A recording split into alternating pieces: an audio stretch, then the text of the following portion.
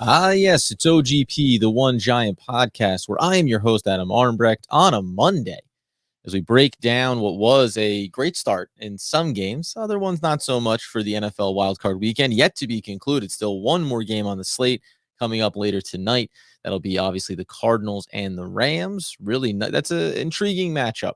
Cardinals, I wish they had, of course, Nuke out there on the outside for Kyler Murray, but we'll see how that one plays out. We're going to get into updating some of the coaching candidates, the GM candidates, ties that some of these different players have, different coaches, and GMs have to one another. The policy of what order John Mara would prefer to do things in terms of the search and the hiring.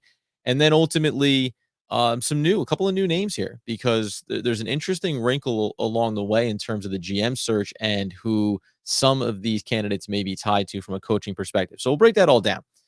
But first and foremost, Andy and I launched into our playoff pick battle over this weekend. And let's just say the results have been, I'm going to call them mixed, right? Why not?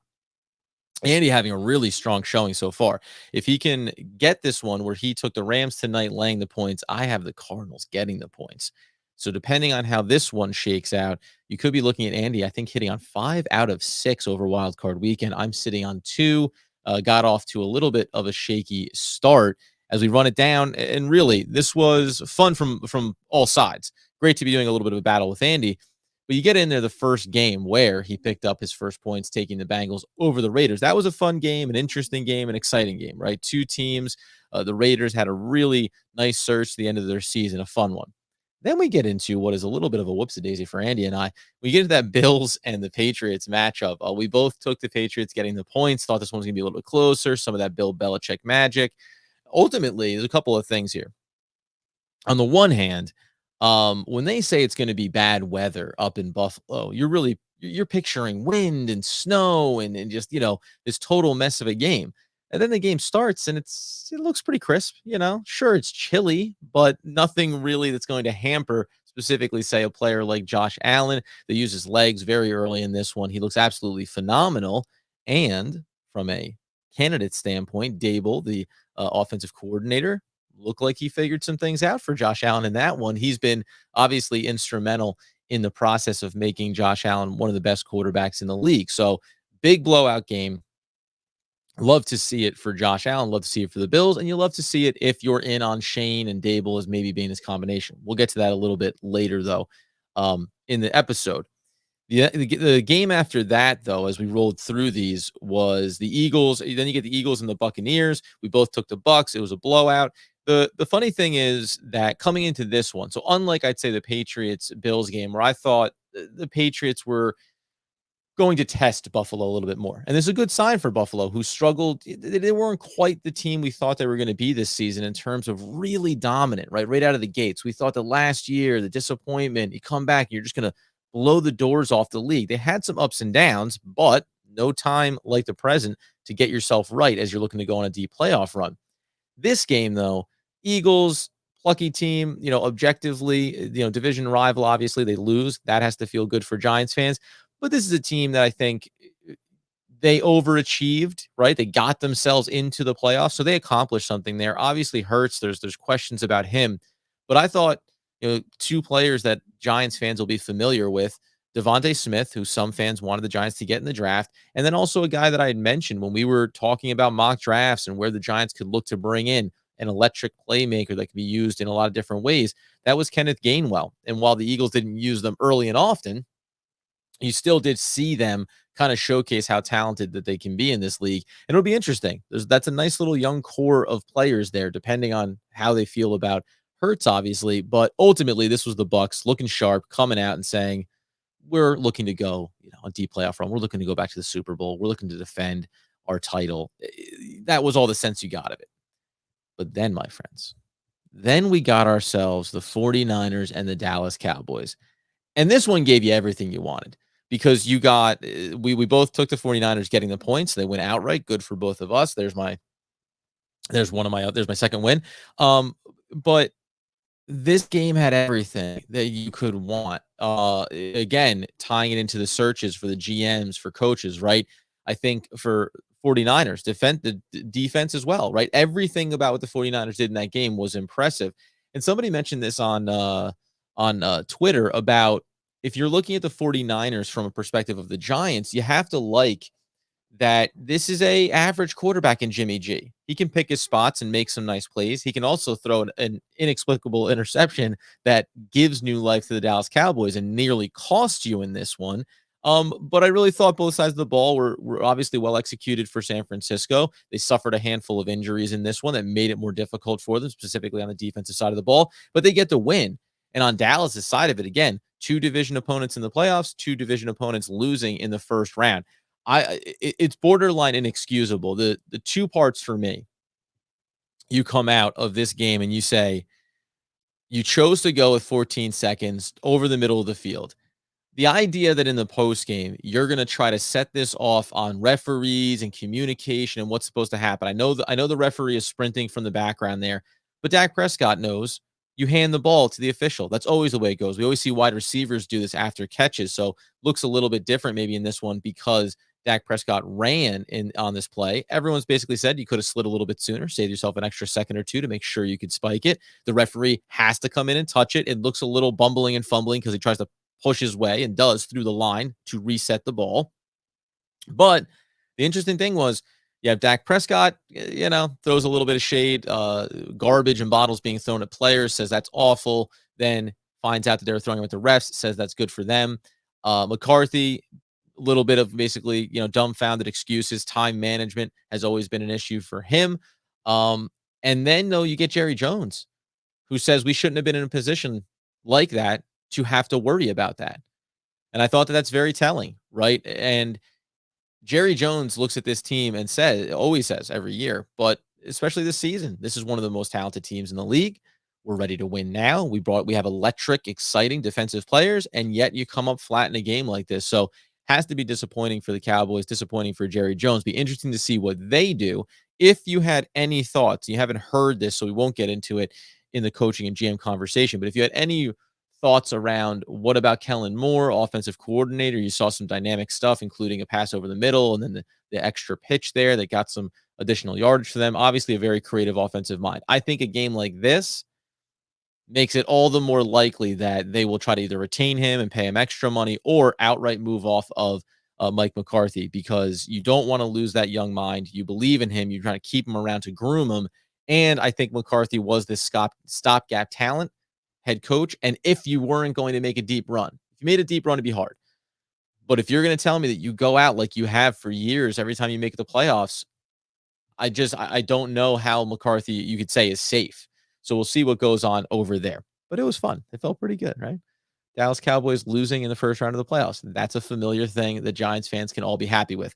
The late game, I took the Pittsburgh Steelers. It didn't work out. 13 points. I just thought, maybe down 20 late in the game, opportunity to go for a garbage touchdown. That it really wasn't too far off from the game script early on when you couldn't have any scoring. When Kansas City wasn't able to score, you thought, are they going to drag them down? The Pittsburgh Steelers drag them down with that defensive play. But as is the case with Patrick Mahomes and the Kansas City Chiefs, it doesn't matter when they start, they're still going to score 35 or in this case, 42 points in a game. So that's the way it stands. One more matchup tonight, Rams, Cardinals. We'll see how that one shakes out. So some good games. And then the blowouts, though, are never really that exciting, obviously. But if you're a Bills fan, if you're Bills Mafia, if you're the Bucks and you want to see the championship, if you're the Chiefs and you've had kind of this shaky season where Mahomes has been figuring out some things about his game, that's exactly what you wanted to see. Blowouts, let's move on. The first round's not supposed to be a test. It's just supposed to be the starting off point, right? The jumping off point for your successful journey in the playoffs. That being the case, we turn our attention over then to the Giants GM search and what they're trying to accomplish here, and a couple of interesting things that have come out. The first thing I'll say is, as we mentioned, the Bills, Dable, Shane, considered to be one of the top candidates for the GM job, the idea of this package deal. Mayer had said in that press conference coming out of the season and after firing Joe Judge and obviously the retirement of Dave Gettleman, we want to get the general manager ideally done first. And obviously, we'll talk about candidates for head coach, but it's not going to be a package deal. And it's, I think, true and genuine in every sense of it, that if you hire GM X, it doesn't mean that they're coming from an organization like the Bills where you think we have a really talented offensive coordinator that we want to bring with us, or a defensive coordinator, et cetera, right? There are going to be GM candidates that maybe either one of two things: don't have a particular guy in mind, or are not going to be able to bring them with them, right? We're going to get into the 49ers side of this in a second, but for argument's sake, what if Shane gets hired for the Chicago Bears, where he's also interviewed, and he doesn't bring Dable with him? Does that mean that a GM that gets brought into the Giants might not look at Dable and say, hey, I love what they've been doing there. I have connections with them. As Andy and I have said, there's a lot of overlap with these coaches over their careers. Let's bring him in, of course, right? So it can go any different way. But I'd be hard pressed, specifically with the Shane connection.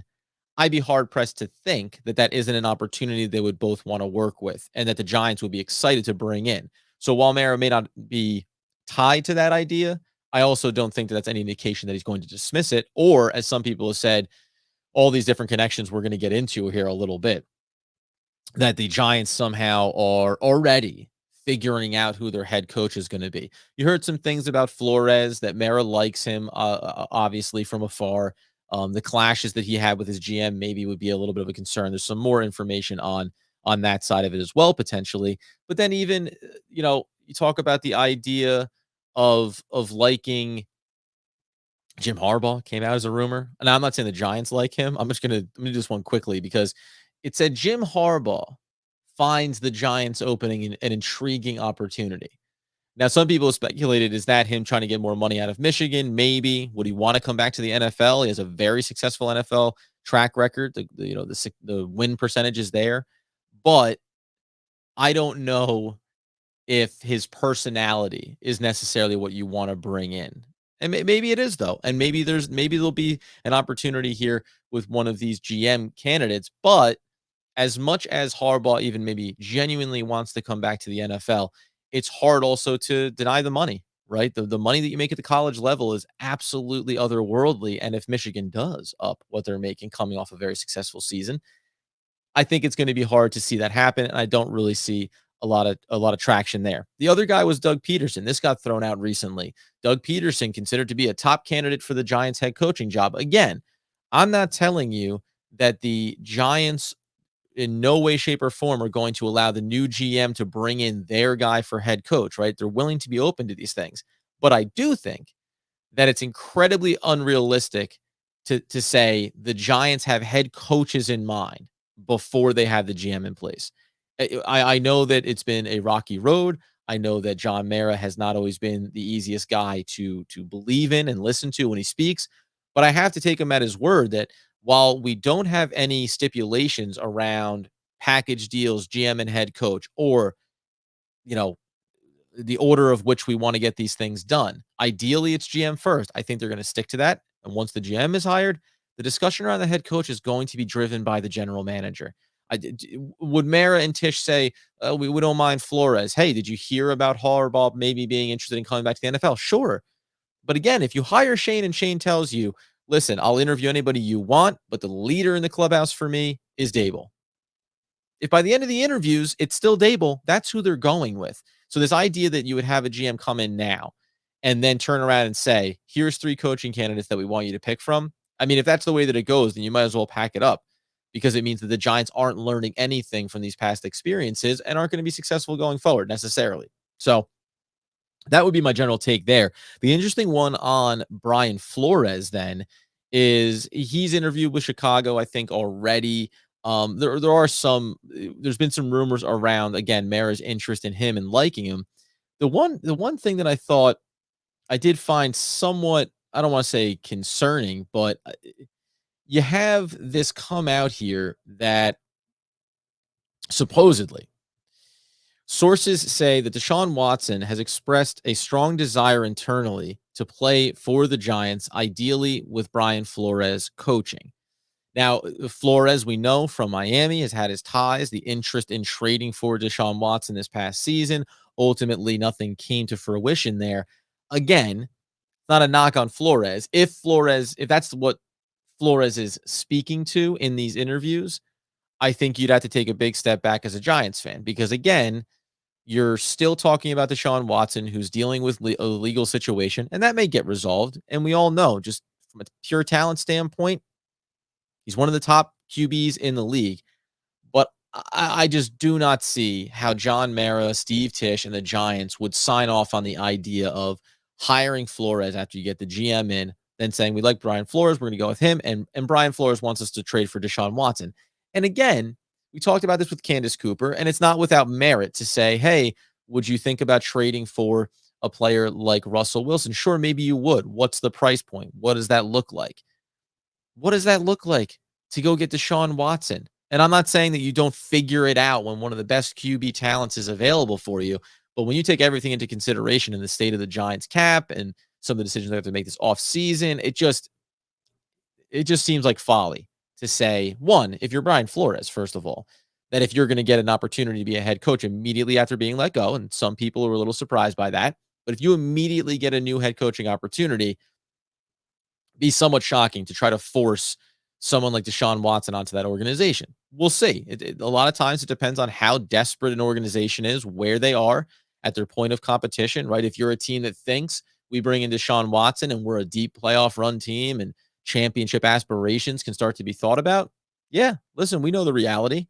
That's how the NFL is. The better of a talent you are, the easier it is to look past the indiscretions. Now, all the things going on off the field with DeShaun have to be resolved first, but we know a highly competitive team is going to be willing to take a look at DeShaun Watson. It's going to come down to asking price and what Houston wants in return, et cetera. But I just don't think that's something that the Giants should be investigating. And obviously, if that was something that Brian Flores spoke to when you brought him in for an interview potentially, it would give me a little bit of pause. The other thing then that I thought was interesting as we try to just round out some of these other conversations, there was an interesting thing around the 49ers. So we've all been talking about the Adam Peters, assistant GM, and him potentially taking the role. Going to interview today. And then you're going to start to hear the ramp up of the conversations around McDaniel, right? And is he a mind that you maybe want to see come across? I wouldn't be, again, I said I wouldn't be against. I think Andy's a little bit more hesitant on it, though he'd come around, I'm sure. But that's what you're worried about. You're wondering about. What is it going to look like for Peters if he comes in? But the other name that was also mentioned was Ran Carthon. And the interesting thing to me would be how Giants fans feel if you're looking at an organization and you're looking at two levels and saying either one of these guys could potentially be a very strong GM candidate for us. Now, we mentioned on the other episode, there's some world where Peters gets hired as the GM and maybe Ran Carthon comes in as the assistant GM, right? That you could be bringing over multiple pieces. But how would you feel if the Giants, quote, miss out on Peters? What if Peters ends up going to Chicago? Does Ran end up feeling like a second best? Does it feel like the Giants missed out if they don't get Peters, if that's the guy that they want? If they interview him today and they're blown away by him and they make him an offer and Adam Peters says, okay, thank you, I'm going to need to think about it, and he chooses to go to Chicago. Will you be disappointed? Will you be concerned if the Giants then go to their second or third option in this? Because from John Mayer's press conference, the way he spoke about it, he said, like we have no shortage of opportunities and candidates and people interested in being a part of the Giants. Okay. So then what does it mean if you can't land your first option, if you don't get your best option? And again, we don't know that it's any more Peters than it is Shane. Shane seems to be the leader right now at this point, but what happens then? That's the curiosity for me. And when you think about Ran Carthon, here's the other one that I want to bring up too, because you've got Pat Leonard from the New York Daily News saying he's a valued branch of the Sean McVay coaching tree. He was the Miami Hurricanes offensive coordinator for 2 years prior to making the jump to the pros, and he played college ball at Georgia, which is regarded as one of the Giants' favorite talent pools to pull from when it comes from the NFL draft. That's Thomas Brown. He is the assistant coach and running back coach for the LA Rams. And there's been some speculation that Ran Carthon, if brought in, would want to bring in potentially Thomas Brown. He's already interviewed down in Miami for their position there as the head coach. So this isn't just a name out of nowhere. He has a pretty significant track record through college, started at Georgia and worked his way through a number of stops, elevating his profile along the way. Some have said, and you can take this with a grain of salt for whatever it's worth, they regard him as kind of being in that Mike Tomlin kind of vein in terms of demeanor, approach, right? His commitment, let's say, to the game. Is that too far down the list? Is that too young, too outside the box? If you went into this offseason saying, we've got the Bills assistant GM, we have the 49ers assistant GM, Ortiz is also considered a very strong candidate out of Baltimore, excuse me. We know what that means. I don't know if it necessarily would guarantee saying, and then it has to be Mark Wink Martindale, who we talked about.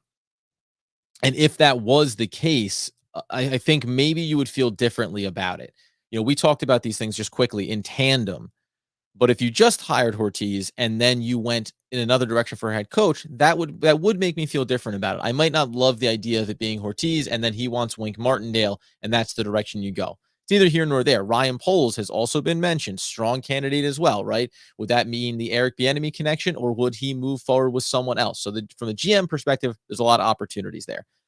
But if you walk into it and even throw those guys in there, we say we have assistant GM Shane, and we've got Ortiz, and we've also got Peters, and we also have Poles. And these are the four very strong candidates. And then we've also interviewed guys, and maybe to a slightly lesser extent or lesser level as far as profile, a guy like Ran Carthon, right? A guy like Adrian Wilson. Now you interview these guys. If those are your top four there, and if you don't get one of them, and then it's Carthon, and then he says he wants to bring in a guy like Thomas Brown. I wonder what Giants fans' reactions will be to that.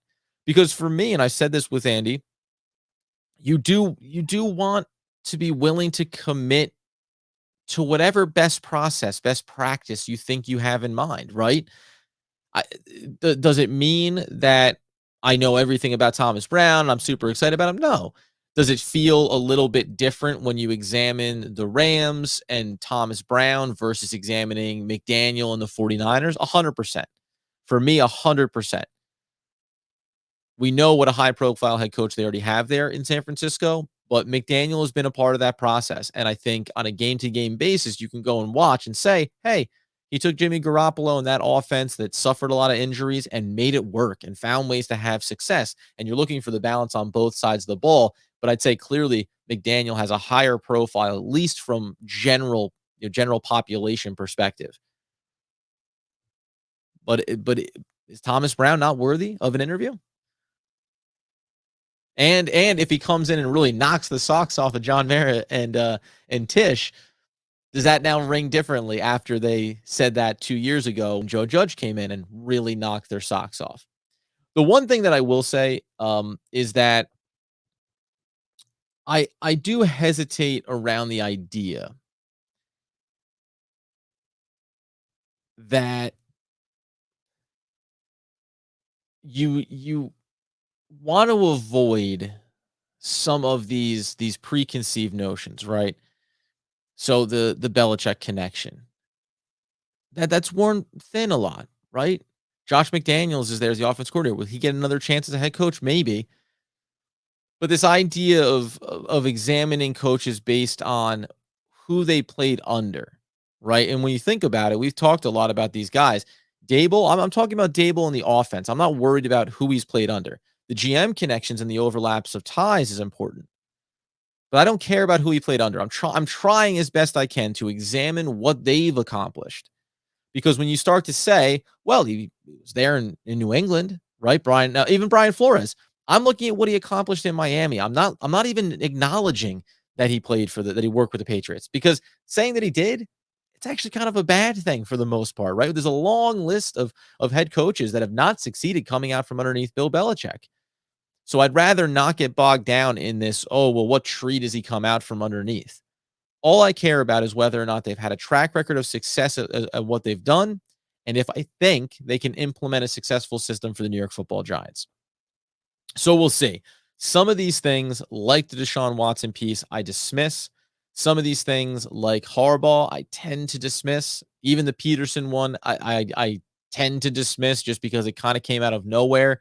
And at the very least, you can't tell me he's one of the top candidates. I think guys that have ties to some of these GMs, you could consider that being a viable option. So they'll wrap up with Peters today. We'll see what happens as far as any information or news or notes that come out.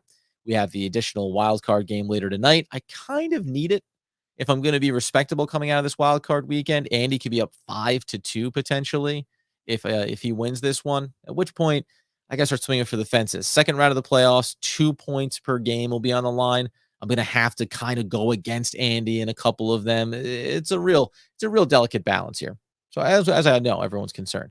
You can follow us on YouTube. Obviously, we've been ramping it up. We really appreciate the new subscribers, anyone getting in on the comments. Hit us up with your thoughts. We had, I'll leave it in the show notes, the fan that said he's in an orientation right now. He has a connection to Pole's father who said he's going to be getting set up for that interview. I think he did it just yesterday on Sunday with the Giants. He might be a hot candidate. Could be going the Kansas City route. So, listen, dive in on those comments. Give us your perspectives, and we love to hear from everybody. You can also follow us on social media at One Giant Podcast. Subscribe to the podcast wherever you get those podcast needs fulfilled. And of course, as Andy Makowitz would want, need, and nay, demand the people know, as always, let's go Big Blue.